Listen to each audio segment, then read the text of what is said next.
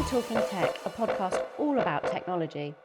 In this particular episode, I am so thrilled to be joined by the wonderful Bobby Ford and Kieran Martin. How are you both? Fantastic to have you here.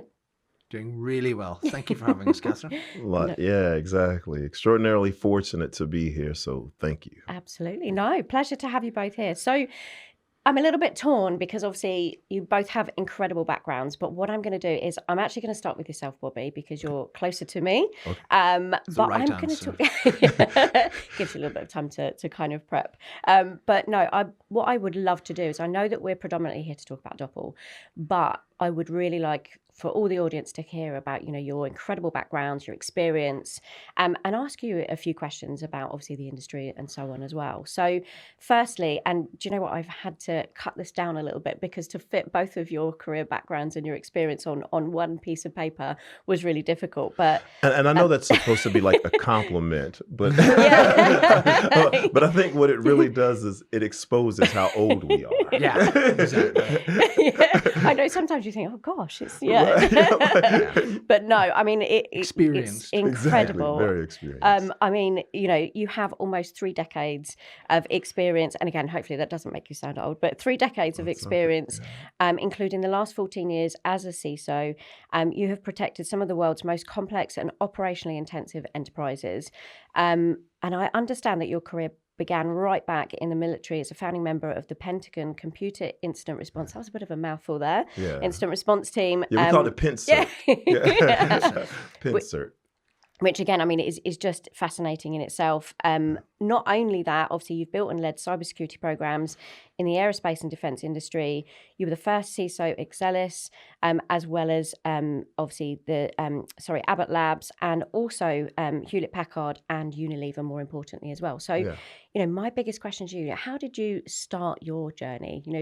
What made you come into this space? And I guess, talk us a little bit about your journey to where you are today. Yeah, I've heard it said like this before, that I didn't choose cyber chose me.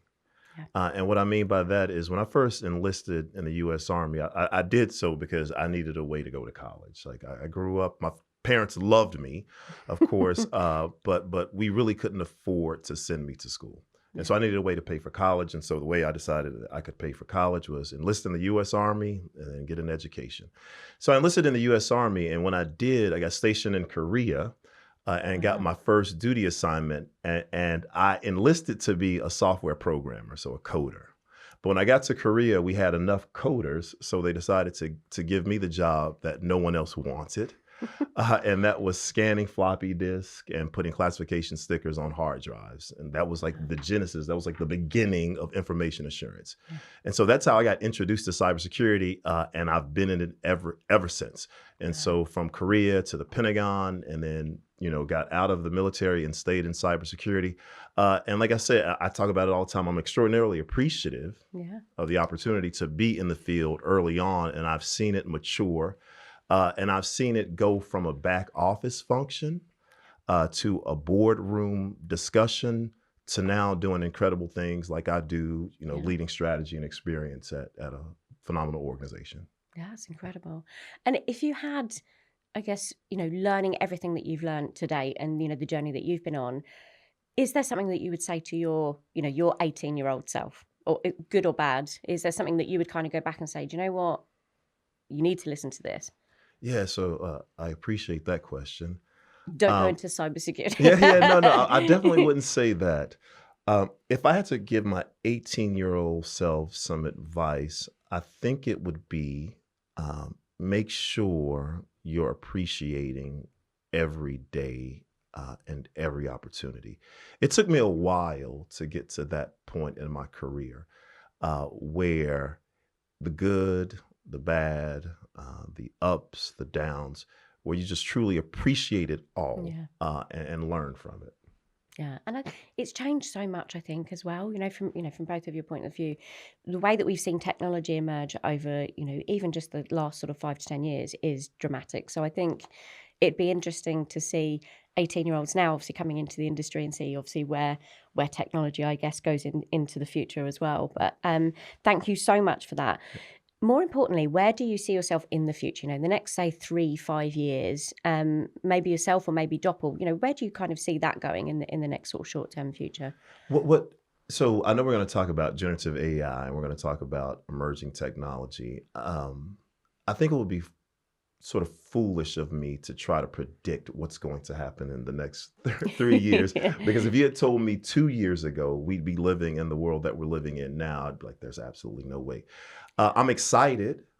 And I think that I forgot who the futurist was that said, if you can predict it, then it's not the future. I think someone said that. I'm excited. And I think that we'll be living in the world that we've always envisioned. And I'm hopeful that both myself and that Doppel will play a major part in that world.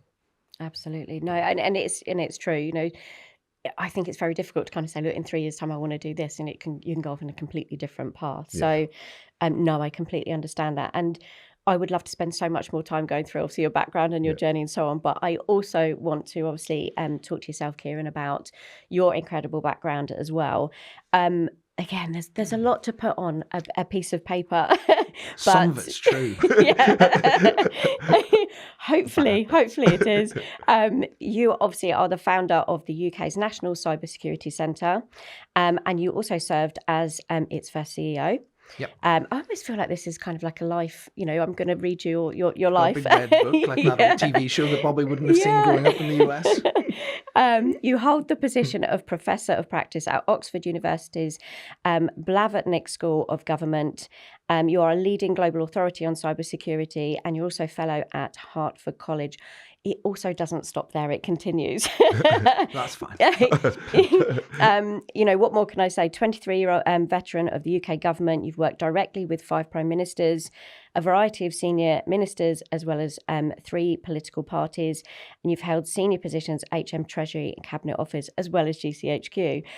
My biggest question to you is, what do you like to do in your spare time, and do you have any?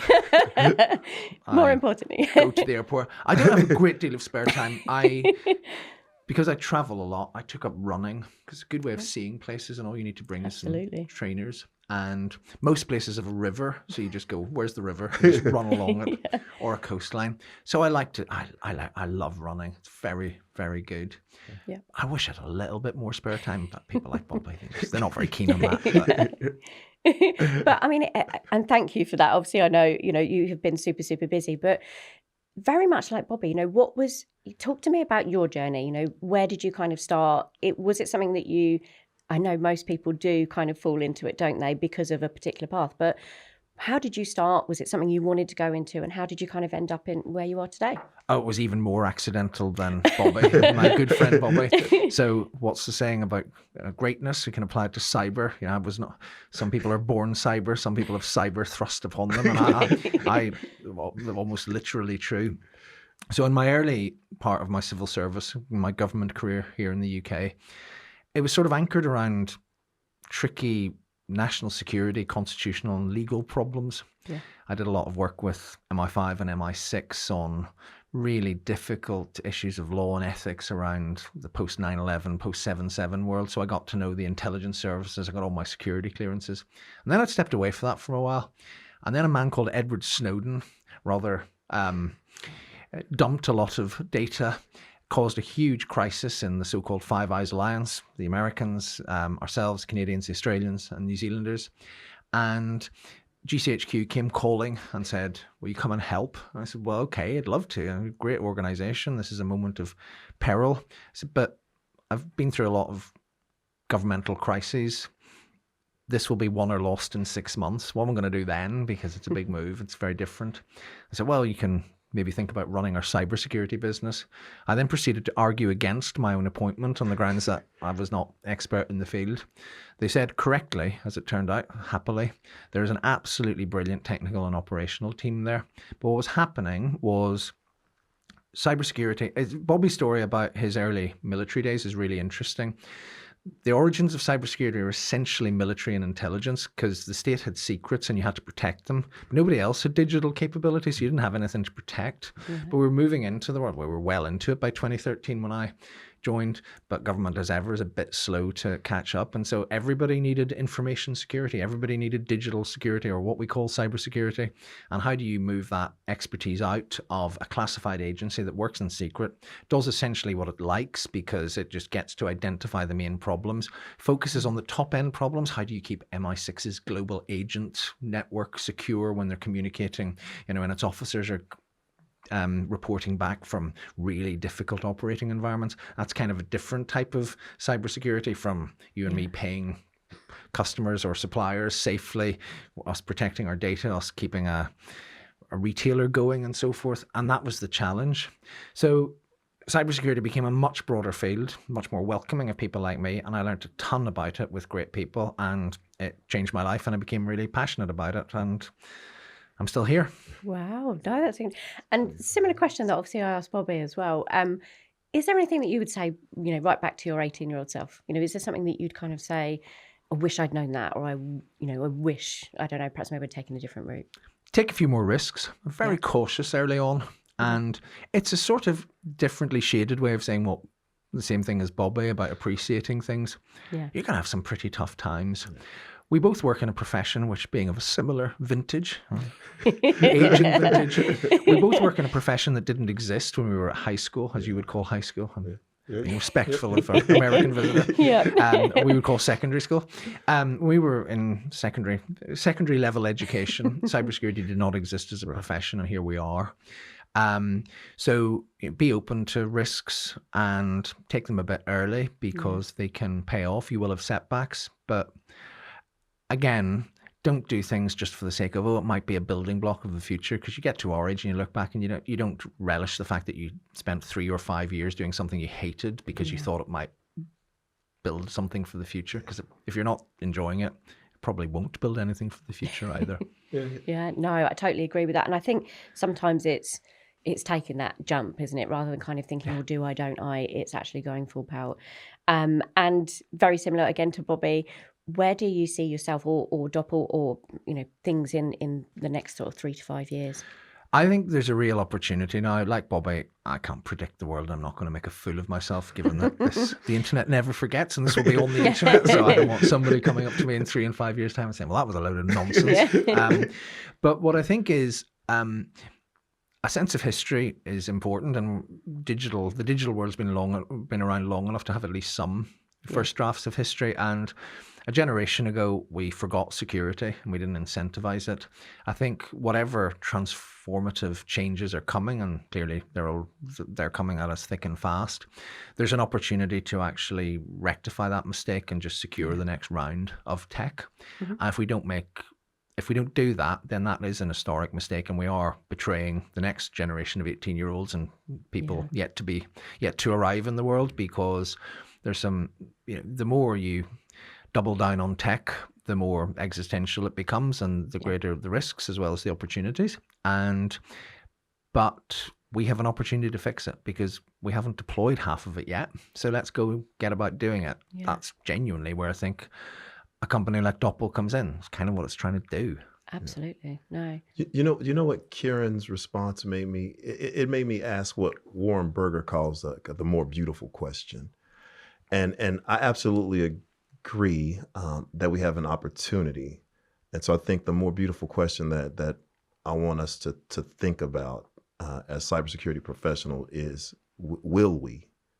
Like, will we be more secure in 3 years? That's the question. Yeah. That's what we should be holding ourselves to and asking, if not every day, then pretty frequently. Especially with, obviously, I mean, everybody is talking about AI at the moment, and it would be nice that it is put to good use, rather than obviously the other side of it. But again, there's so many technologies now that are moving in that AI direction that it would be lovely, as you say, in the next sort of 3 to 5 years that we are solving some, very big complex problems with it. So and to the point that Kieran was making, we have the opportunity with the emerging technology to be more secure. I think that, generative AI, large language models, they provide us, agentic AI, they provide us with the opportunity to be more secure than we've ever been. And the question becomes, will we be? Absolutely. So I'm going to ask a quick question to both of you in terms of why you chose Doppel, and then we're going to put a couple of cards in the bin of things that obviously you don't like in the world. But yeah, I'd love to hear from you both in terms of why there are so many technology companies out there. Why Doppel? Well, you chose first, so you go first. And without knocking my microphone, I shall pass these down to you. Okay. Oh, wow. I would love you to write. Sweet. Sorry, I'm throwing these down. Wow. I would love you to write one thing that it doesn't have to be industry related. It could be anything at all. I've had all sorts. I've had cranberry sauce. I've had acronyms. One thing from each of you that you would like to put in the bin that you don't like. The car's not big enough. Yeah. So And one thing's difficult, isn't it? All right. So you want me to write it down Yeah, first, and then pop it in the bin. Yep. So and it's one thing that I don't like, or one thing that I want to get rid of. Both, I think. Yeah. One thing that you need to get can I rid of. say what I write down here, or is it like a Yes. secret? No. I want you to say what you've put and why. Okay. For me, I'm going to write processed sugar. Like that. Yep. Nice. I love good. it, Yeah. but I realize wanna it get does rid of not it. love me, and I want to get rid of my love for processed sugar. I like that. That's what I'm writing here. But that's why I said, is it what I don't love or what I want to get? I mean, what I love. Because that's difficult, isn't it? It's like what you love, but you want. I want to get rid of it. So I'm writing down processed I like sugar. that. All right. Oh, now it's really I'm difficult, isn't it, to have just one thing My and kind of turn. think, oh, okay. And then we'll put that in the bin. Lovely, thank Yes, you. I'm committing to it. That Yes. means the minute you walk out the door, it's no processed sugar because it's gone. I go into my bag and pull out like cookies. Yeah. And I think everybody's in the same boat as you with that one. It's like, Yeah, exactly. now I'm intrigued. Oh, what have I written? Yes, now So I'm I've written, I'll intrigued. even hold it up to the camera. There we go. We like that. Fudge. Yes. Right. Now, so Bobby's gone for a, shall we call it, non-technical answer. exactly. Processed sugar. +1 to that, it hits me too. He looks better on it than me. This is obvious to anybody looking from the camera end. So FUD, to the non-cyber aficionado, stands for fear, uncertainty, and doubt.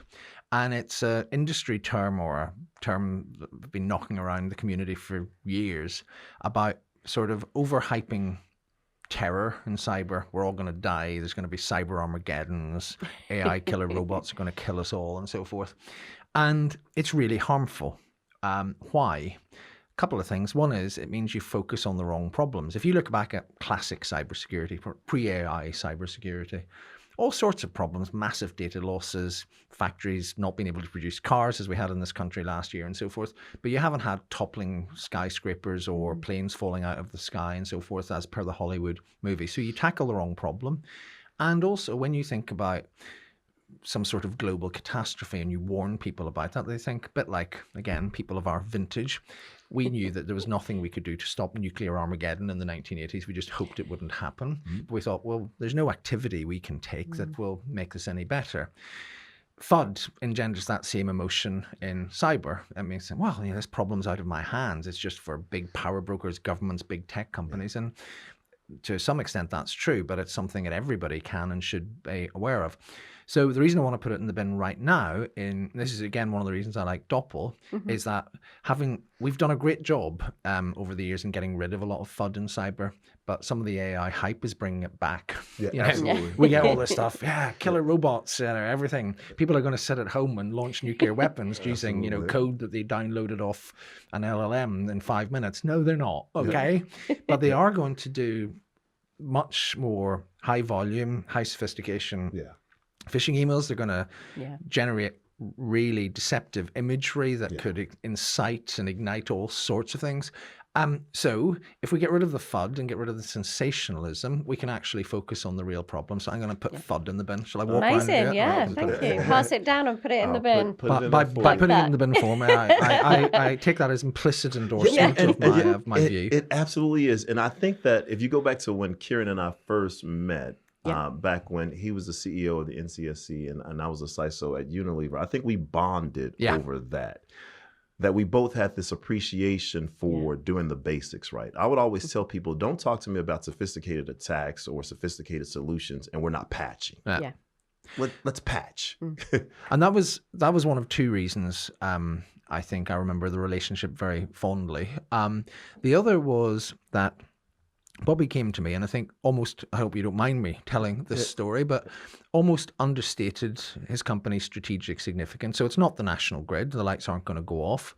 It's not the national air traffic control system. I think, as you put it, we make soup. You make all sorts of things. And actually, as we've seen with Marks and Spencer's and we've seen with others, when a big food retailer or food provider goes under, it actually does have a significant impact. But I always thought it was a test case because we had the critical operators, if you like, the telecoms companies, the banks. We had them stampeding towards us, looking for help. They're now being regulated by law. But it was that next tier of really important employers, economic contributors, who sort of Jaguar Land Rovers almost in terms of recent events. I always thought Bobby was a great test case. What were they getting from the taxpayer-funded agency that I headed? Right, you know, in that they were really. We would notice if Unilever went under. Thankfully, not least due to your good work, as far as I know, you didn't. We would notice if we had large-scale economic and social disruption, and we needed all sorts of people who didn't see themselves as strategically important in national security terms historically, because they weren't. But in cybersecurity, they really had an important position in our society. So that was one of the reasons. And again, that still applies now. There are all sorts of organizations out there, most of whom none of us in this room have even heard of, that if bad things happen to them, it's going to have a significant knock-on effect. So how do we incentivize, enable them, empower them to take their security seriously? That's kind of what all this is about. And I think what I hear what Kieran is saying is that I believe that there was a period in cyber where we focused on theft of data. And everyone, and it's what was making the rounds and making the news cycles, it was about data breaches. And I remember very vividly saying, I'm less concerned about a data breach and more concerned about a disruption in our operations. Because that's what hurts us. It's not someone stealing our data. We make soup, soap, ice cream, and tea. It's about someone disrupting our ability to make soup, soap, ice cream, and tea. Absolutely. I'm sorry we keep... No. My last year in government was 2020, so the year completely dominated by COVID. And that's when we realized this, and this went way beyond cyber. We did an involuntary, urgent study as a government. What keeps this place running? And it was your food producers. It was your road haulage logistics operators. We've never really thought about them before. Think about everybody. Sorry to do this to anybody watching and listening, but think back 6 years and think what would happen if road haulage had gone under during COVID and how you would have coped, or if Unilever and a bunch of similar companies had gone under. So that cyber protection of whole of society, whole of nation, whole of globe level, utterly critical.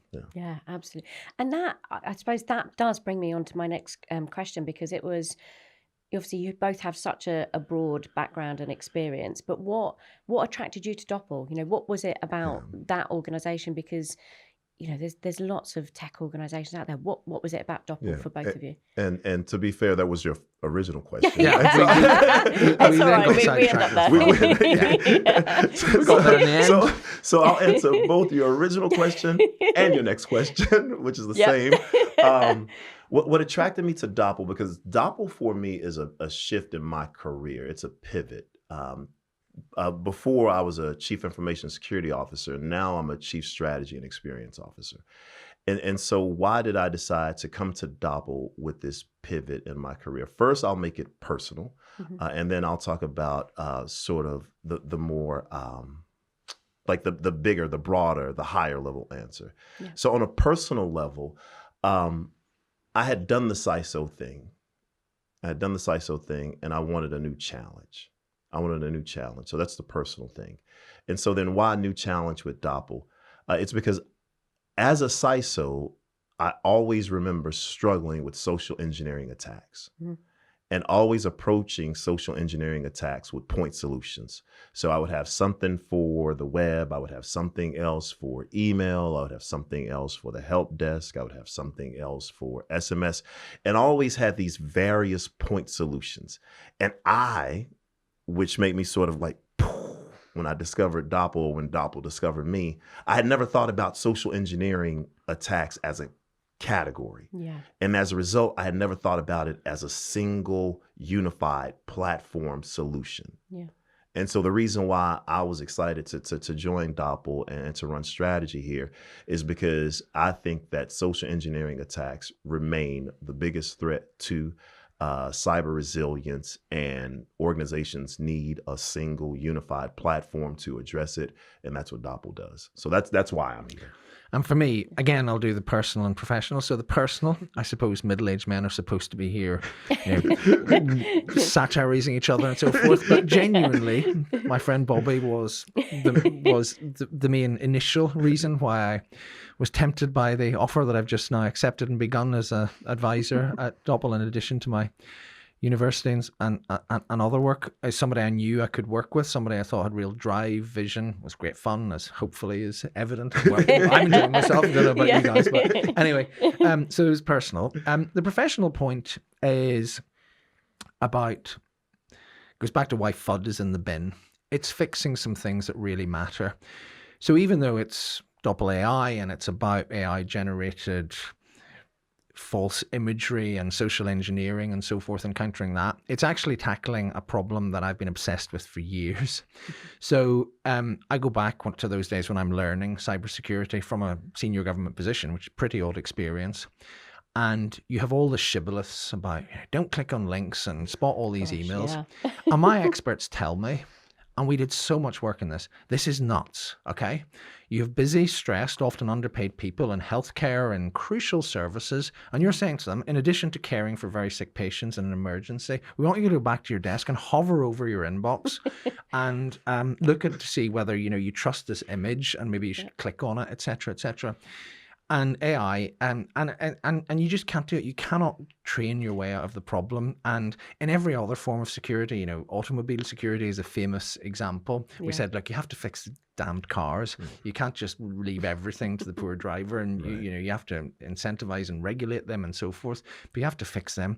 In every other bit of security, we're forgetting about what happens further up the chain and just saying, no, you otherwise highly competent person are really stupid, and you need to be punished and retrained. And it's not going to work. AI is turbocharging this. So in 2017, our technical director, a real genius called Ian Levy, wrote a blog about how he fell for a phishing attack because, tired, can't hover over everything.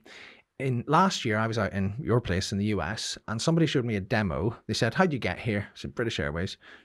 You've traveled a lot. I'm guessing you're a member of its club and to collect points. Yeah, sure. They typed into this thing, Kieran Martin needs to reset his British Airways executive account password. We set a stopwatch. 35 seconds later, in my email, there was this beautiful mock-up of British Airways with a little gold button saying click here, and it just would have fooled anybody, right? So you're not going to train your way out of that. You need, and the clarity of some of Doppel stuff. I mean, Bobby's always had a nice way with words, so I don't know if this is your marketing, but stuff like the end of seeing is believing, the Trojan horse. It is not mine. We have a brilliant marketing team. But the Trojan horse of productivity gains. I mean, just the real clarity of this. Yeah. And you're not doing FUD. You're not talking about killer robots. You're not talking about everybody losing their jobs. You're saying, look, here's a real problem. It's actually a sort of an acceleration and sophistication of a known problem, and here's something you can do about it. Yeah. I love that stuff. Yeah. And it is, Doppel is, I'm not just saying this obviously because you get it, but Doppel is such a game changer that I'm super excited. Yeah. Could you give me an example of a particular customer that, perhaps maybe is stuck in your mind in terms of, what they were like before, and then obviously how Doppel have changed, and obviously why they chose Doppel as an example? Yeah, absolutely. Most of our customers, if not all of our customers, really appreciate the ability to have a single platform address social engineering attacks. And so when I think of, I'm thinking of a very particular customer, Fortune 250, that we recently onboarded. It was because they were looking for a solution that they could leverage to protect their brands, to protect their executives, as well as leverage our phishing simulation capabilities. And what's so exciting about that is that most phishing simulations will leverage templates or they will make up a scenario. But when you have the platform play and you're leveraging, brand protection and executive protection, so you're seeing real world examples and you're seeing real world attacks against your organization. Mm-hmm. This organization found it truly beneficial that they could phish their employees based on actual attacks. Yeah. And so that, like you said, like to use your terminology, that is a game changer. Yeah. Because it becomes this closed loop of not just, making up scenarios and not just using a one-size-fits-all templates for all the employees, but saying, hey, I know right now this particular campaign is targeting my finance organization. So even though I'm leveraging brand protection and I'll disrupt the infrastructure and take it down, they've decided to target the finance organization. So they're coming back. Yeah. So let me use their tactics, techniques, and, so that I can train the organization against that. Yeah. Yeah. No, I like that. Yeah. And so it's almost like looking at your opponent's playbook. Mm. It's training, leveraging your opponent's playbook, which I won't name any NFL teams, but there are a few NFL teams that got into trouble for doing that. It's a different form of espionage. Yeah. Exactly. No, and again, I think it's interesting. And again, I know you've probably got a lot more case studies and different reasons, but it's good to have, one particular example. Yeah.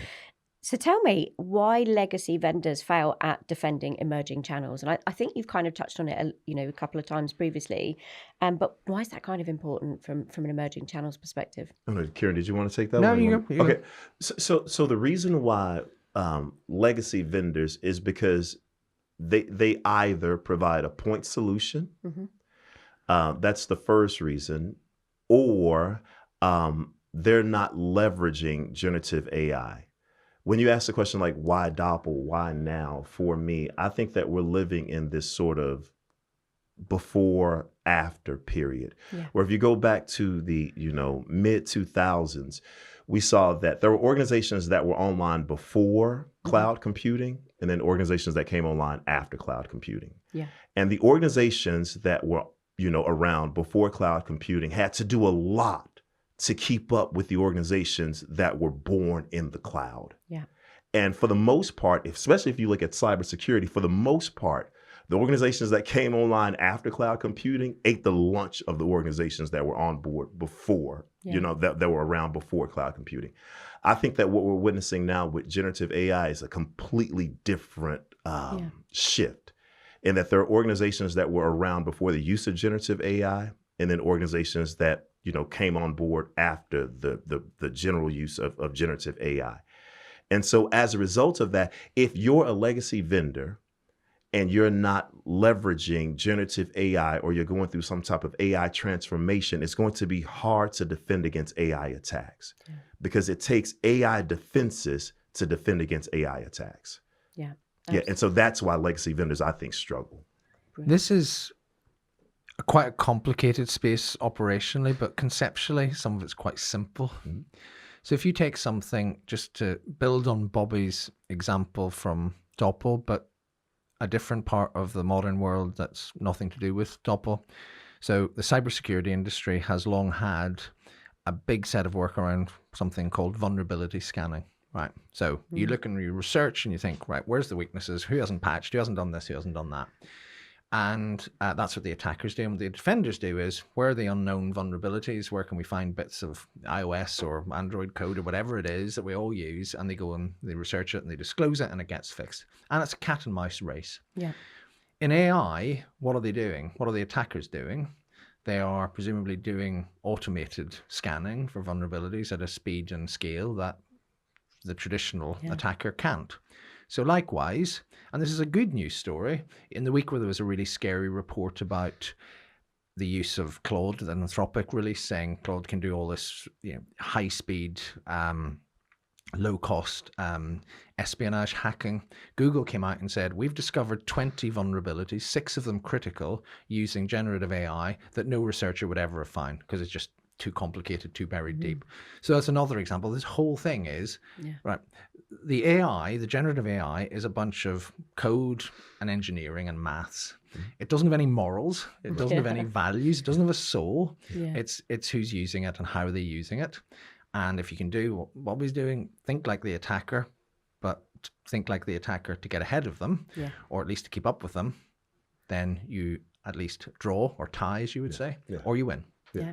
Definitely. I mean, it's to build on what Kieran said. It's the difference between doing math with a pencil and a notepad versus doing math with a calculator. Yeah. And the adversary right now, and because AI is just a tool. Yeah. It's a tool. And if the adversary has a calculator and you're trying to do math the old-fashioned way, you're going to lose. Yeah, you're going up against all the other AI. Yeah. So my last question, obviously from the audience's perspective, we obviously want them to get the best use out of Doppel and to go to some really good resources. So I know we've obviously spoken previously about things like phishing simulation and some really good tools. If somebody was interested in Doppel, where would you kind of point them to and why? Yeah. I would definitely say go to our website, doppel.com. As I mentioned earlier, we have a brilliant marketing team, and they've done a phenomenal job at putting phenomenal resources on that website, doppel.com. And then also there's our 2026 social engineering predictions report, which is on the website. I want to encourage everyone to go there because to the point that I was making earlier, I think that we're moving so fast that 2026 prediction report will be obsolete in the next 3 to 4 months. Yeah, so I just want to challenge everyone to go there, to download it, to read it, and to really see how fast we're moving in time. And that's, again, from a resources perspective, I mean, obviously I tend to put all the, the links. So again, anybody check out the links below so that you can see all of the reports, obviously, like I said, the phishing simulation and all of the kind of resources available from Doppel. Yeah. Just one more thing before we do wrap up this episode. I know you're both looking rather scared. We are going to go to the Tower of Hanoi. Now, I don't know whether this wants to be a team effort or individually, but your challenge is in 4 seconds. Sorry, 4 seconds. What? 4 seconds. That would be super quick. 4 minutes. You have to be able to take all of those discs from that one point to one of the other. It doesn't matter which peg it is. You can only move one at a time, and it has to be a small one on top of a bigger one or a bigger one on top of a smaller one. And you have 4 minutes. So I like the way he slid it over to you. No. It's so we can both do it. So you can't do a bigger one on top of a smaller one? No, it has to be a smaller disc on top of a bigger one. So I'm going to time you guys. So you literally have 4 minutes. Your time starts now. You want to go first or me? You go first. All right, I'll go first. So I'm going to go way over here. And I don't know if you saw the previous one, but Daniel Oxley did it That's in literally the only thing you're able to do. Okay. 1 minute, 23 seconds. Yeah. This. And then we don't have to take it in turns, but I was guessing I'm doing that. And then I'm going to do this. No, you can only do one disc at a time. Oh, can I only do one disc at a time? Yeah. Okay. So with that. We're doing that, aren't we? Yeah. Oh no. Okay. No. That's good. That's good. No. I think go there. Well, then what are we going to move? Oh, yeah. I think we have to move this. Yeah. And then we have to do that. There you go. Yes. And then we have to do that. Yep. And then we do that. Okay. It's almost as if you guys have done it before. And then I'm guessing, so I think keep it. Do we do that? Oh, we need to get. We got to get this one here. We need to get this one on its own. Yeah. So this is the tricky part. Let's try it. We can always go back because then we'd have to do that one, don't we? That's not going to work. Yeah, it does. It does. Because you do that. Then we do that. I do that. Do that. But now we're just back to where we started. No, we're not. Okay. We do that, don't we? Yeah. Okay. Then put that one over there. Okay. Put that one there. Okay. And that one here. Yeah. And so now we've got this one on its own. So we build that over here. Okay. So we protect this one. Yeah. So hang on. We do that here, don't we? Yeah. Yeah. I do that one. Yeah. No, we don't. Hang on. That's not going to work, is it? Because we're working with it. Wait. Yeah. Then we do this one. Yeah. Okay. And that one. I guess. And now. Yeah. No. I think that one there. Yeah. Yep. And then this one here. And then this one back here. Yeah. Is that right? No. No. Hang on. I think I messed this up. Where do we put this? You could put that there. Oh, so this one's on its own. Oh God, what are we gonna do? 2 minutes. Oh Oh, we dear. got time. We got time. We got plenty of time. You can do it. We got plenty of time. So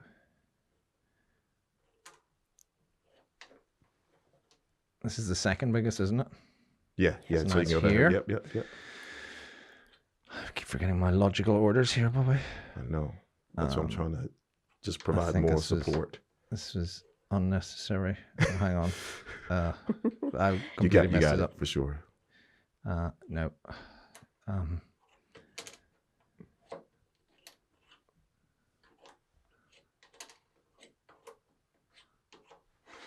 Done. So 2 minutes, 49 seconds. You not didn't bad. beat Dan Oxley, but I think you did very, very well together. Yeah. and if you take out how Kieran slowed me down, Yeah. I think exactly. I would have been able to finish it. You would have been the winners. There's Exactly. a key lesson in cybersecurity. You don't have to be perfect. You just have to be good enough. Yeah, there you go. That's right. Lesson learned to your 18-year-old self. Yeah. Exactly. Appreciate the opportunity to work. Absolutely. But no, I thank you so much. That was great fun. Thank you for joining me in the studio. It's been an absolute pleasure to have both of you in today. I wish I had more time to go through more. Thank you for watching. If you don't know who, or if you didn't know who Bobby and Kieran were before the show, you should be ashamed of yourself. Make sure you watch and look out for the next couple of episodes.